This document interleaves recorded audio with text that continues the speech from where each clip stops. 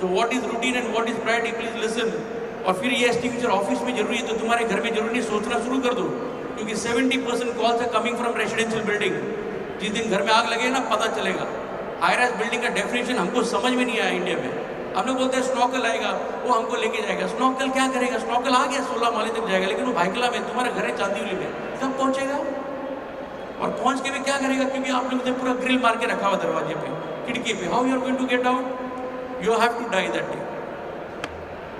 सो gentleman, हंसी मजाक नहीं है। When it happens with somebody else and when it happens in your house, that day is end of the story. तो इस building में क्या हो गया, ध्यान से सुनना, क्योंकि तुम्हारे घर में भी हालत वही है। इस बिल्डिंग में एसी में, स्प्लिट एसी में शॉर्ट सर्किट हो गया, 14th फ्लोर शॉर्ट सर्किट हो गया। So where does the short circuit falls? Sparks on the sofa, because your sofa is kept directly under the AC. आपके घर में भी जाके देख लेना, अगर स्प्लिट एसी के नीचे आपके घर में बेड है और सोफा है, तो आपको सिर्फ भगवान ही बचा सकते हैं। क्योंकि जिस दिन रात को दोपहर को 2 बजे is a routine, you are there. What happens at night 2 o'clock, gentleman, is a reality. And when you are sleeping and the spark falls on the sofa, तो वहां पर आग लग गया। Now what is this sofa? It is called PUF, polyurethane foam. It is a petroleum product. The plastic in your house, plastic a chair, what is it? It is called solidified petrol. Gentlemen, they are going to burn like petrol.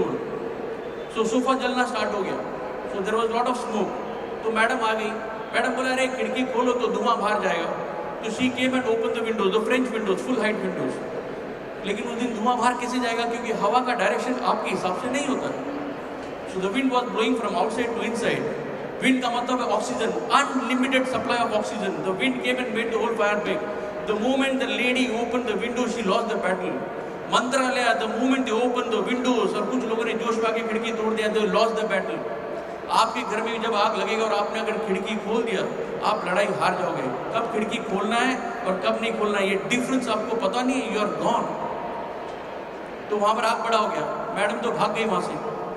बगल वाला flat को पता ही नहीं, क्योंकि घर में TV सुन रहे, headphone डाला हुआ है, बगल में क्या हो रहा है पता ही नहीं। देखते देखते आग सडनली बढ़ गया, क्योंकि नीचे है कारपेट, पीछे विंडो का कर्टन और बगल में दूसरा सोफा है। Everything in your house is combustible.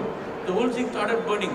7 minutes, 7 minute के अंदर में टेम्परेचर इतना चला गया कि जो पाइप गैस जा रहा था, लोहे का पाइप गैस, वो पाइप गैस मेल्ट हो गया, लोहा मेल्ट हो गया। And there was a hole gas which came out and there was a one explosion. और उस 14 माले पे जितनी खिड़कियां थी, उसमें एक कांच का टुकड़ा बचा नहीं, it was all smashed and the fire went out of control. बगल वाला फ्लैट और उसका फैमिली घर के बाहर निकल नहीं पाया। तो normally we see the lobby should be all empty, there should be no combustible. लेकिन आपकी सोसाइटी पे जाके देखिए क्या किया हुआ है।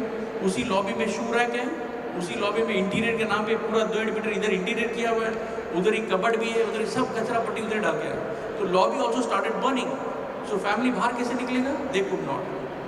Now the lady who was there, the one of the lady who died out of the 7 people, she was staying on the 14th floor, and the refuge area in this building was only 1 floor down. लेकिन madam का dead body मिला 18 माले पे। मरने की जरूरत नहीं था, लेकिन नॉलेज नहीं और एटीट्यूड नहीं है। That is what happens. अपने बिल्डिंग में रेफ्यूज एरिया किधर है मालूम ही नहीं है। ये रेफ्यूज एरिया होता क्या है पता नहीं, इनको पता भी नहीं और इनको पड़ी भी नहीं।